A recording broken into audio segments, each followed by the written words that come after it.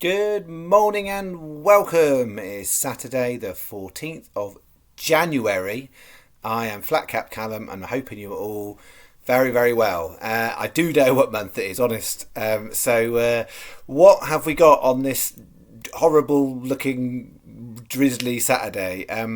Not loads is the honest answer. So I've only got 3/4 stake for today. So £15. I've got 8 horses, 2 lucky 15s. Slightly different in variation with a few extras bits on, but £15 is all I've got. And tomorrow's not looking particularly special either. So it's just that period of time where you get lower field sizes. You get the ground goes heavy in places. When it goes heavy, that means you get funny results. You get lower field size. You get more non-runners. So you just kind of got to make your way through, to be honest. And the all-weather, as I've mentioned on a video recently, it's just the start of the all-weather season. When you go into it, October, November, it's good and it's busy. And then this time of year, you tend to find there's a little bit of a lull in terms of quality and field size. So there's a lot more classified events and things. So that for those of you unfamiliar, classified is basically below the basement mark of handicap. So it's like the lowest of the low. So in terms of quality of horses, so that they're not bad horses. They haven't done anything wrong to anyone, but they are low quality and low in grade. So you get a lot of inconsistent results. So we'll feel our way through. What do we need today? We need a lot of luck because outside of last Saturday, January is not being kind to me at all. So we had a really good last Saturday, but outside of that, it's not good. So this week we're running minus £36 for the week. I've got it as, and for the year and technically the month, therefore minus £48. So we are behind as we approach the halfway stage tomorrow. So we need a bit of magic, I think, because we've had one day of magic in the first 2 weeks of January, which is not quite enough really. So how did Friday go? Not very good. So we had 30 on, so I went stake and a half on Friday the 13th. I only got back 8.31 as I've got it for the channel. It wasn't good.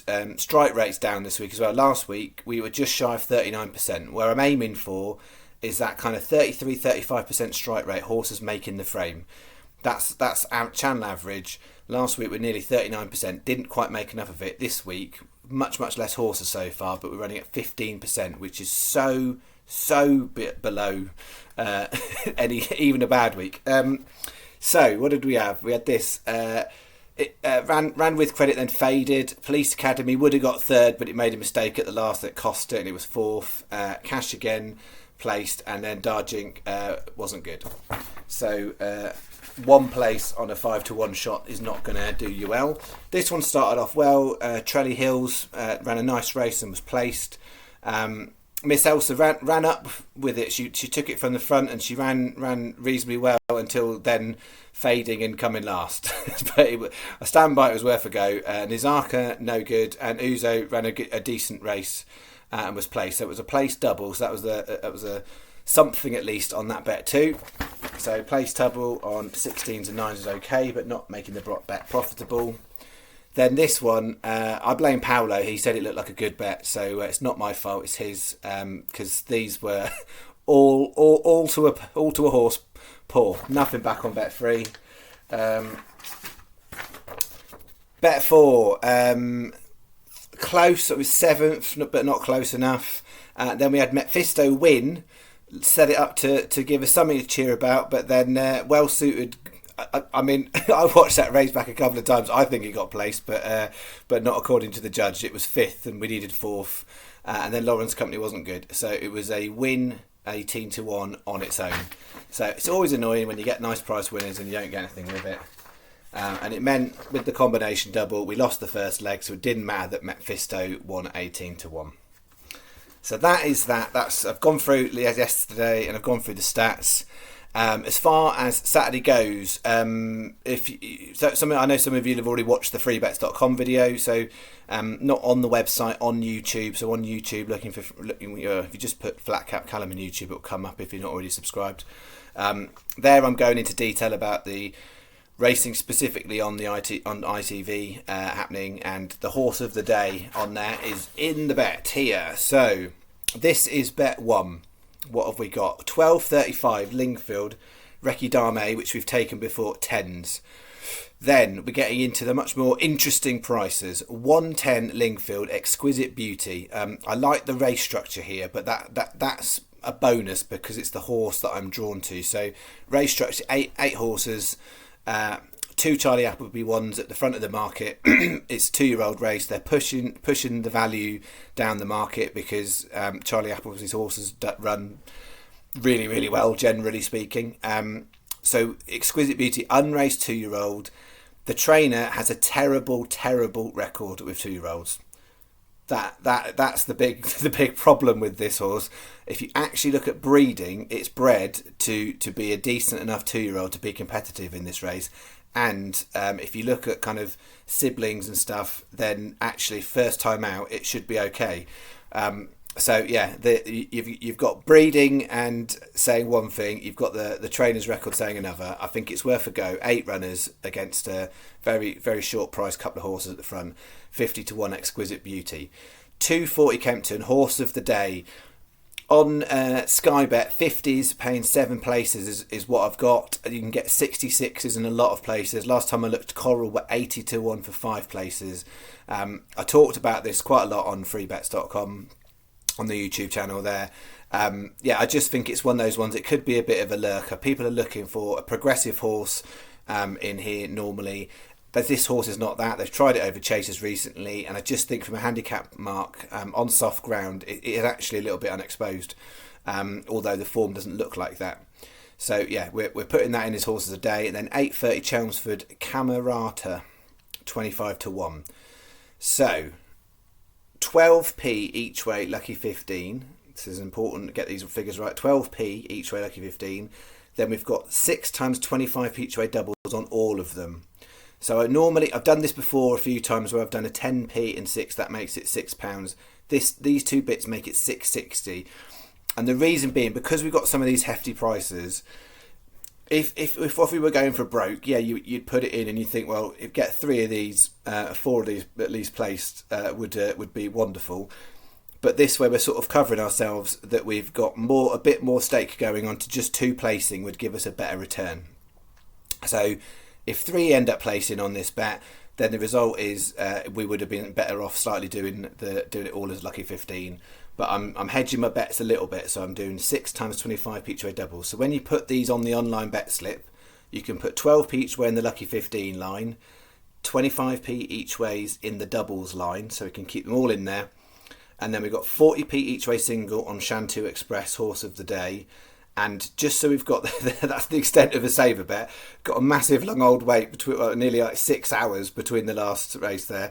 Camerata, 30p each way single on that, just so you've got something going on to that last one. £8 is your bet for that. Sky Best 365, next best. On that 240 Lanzarote, Sky 7, most bookies are 6. Annoyingly, Corals are 80-1 on that horse, but they're one of the only ones paying 5. So you definitely, I would say, you want to get a bookie paying 6 places really. Okay, and this is the other bet. Some of them you would look and think not the most exciting, I grant you. 122 Wetherby, Cornerstone Lad, 5-1. So yes, that's a 6 runner, very competitive looking little handicap chase race, and I put a 5-1 shot in there.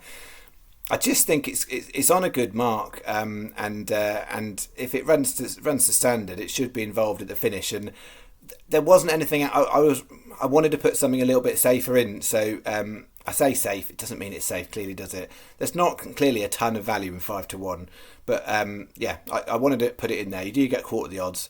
Then 212 at Fairy House. So the only one I've got in Ireland today. Castle Grace Paddy 25-1.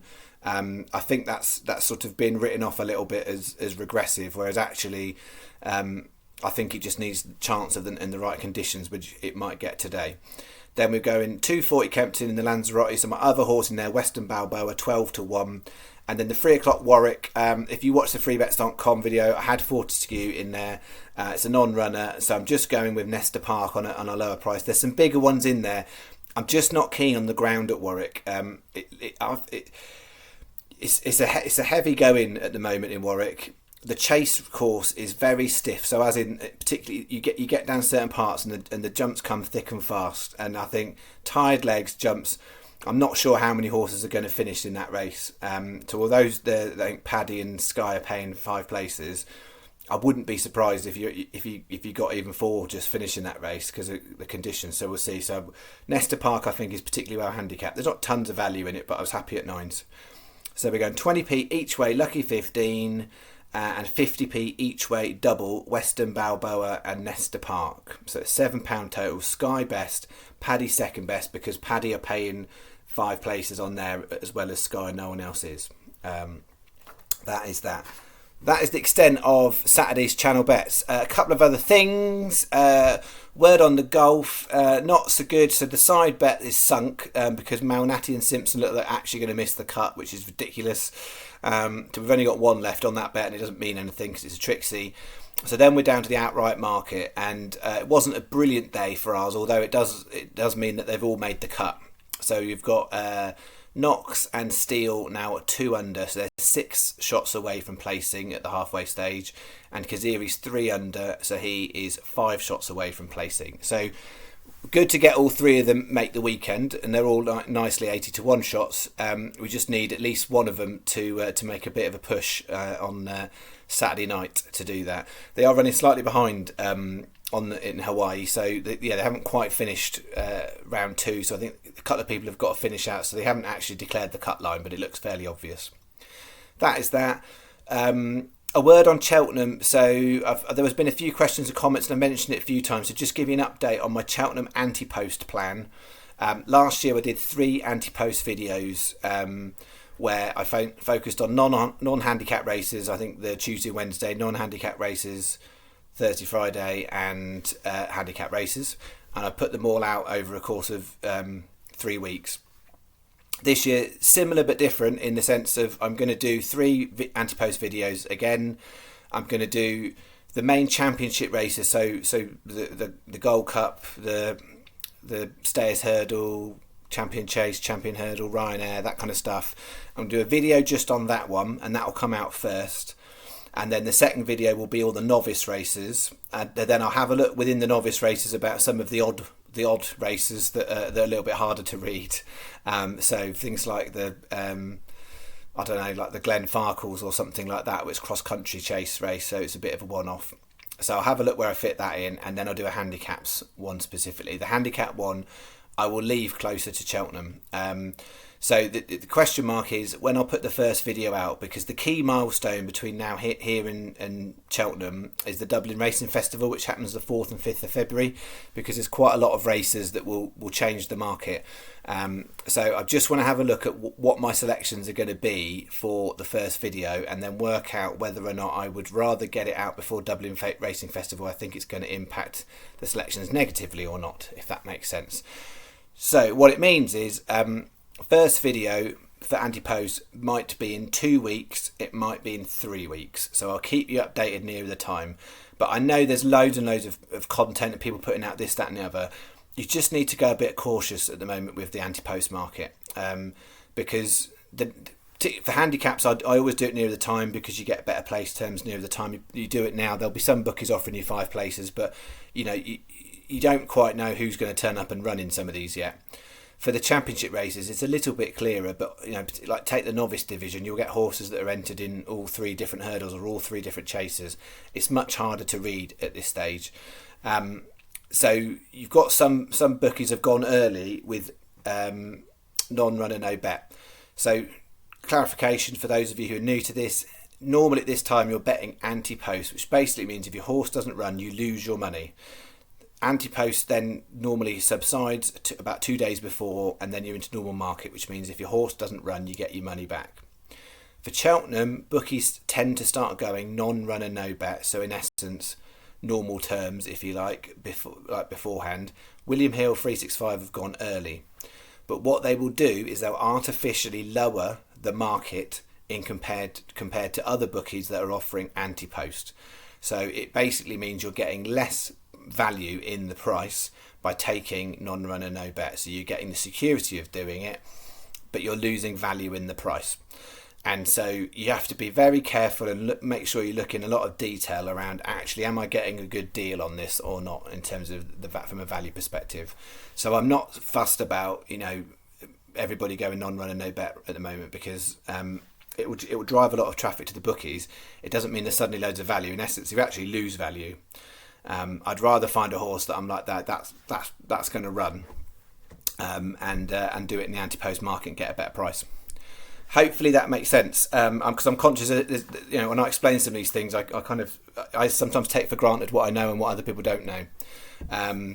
And there was a question the other day about handicap ratings and what does out of the weights mean, or out of the handicap. And I think I probably need to do a separate little video on it.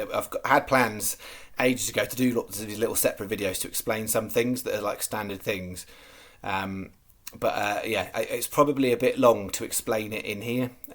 In essence, it means that they are carrying more weight than they should be, and therefore they're at a disadvantage, is the headline. It's a lot more complex than that, and I'll explain it. So people who look at horse that says out of the weights or out of the handicap, that horse is carrying more weight than it should do, given its handicap mark. And I'll explain that in a separate little video, I think. All right, I think I'll leave it there, because I think I'm starting to definitely ramble. All right, Saturday. Let's give some positive energy vibes. Oh God, oh no, I almost became one of those people, didn't I? Oh no, don't do that. No.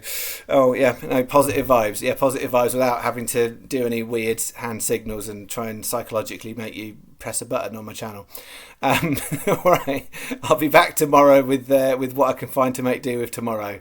Have a nice Saturday despite the weather. Thank you very much. Bye bye.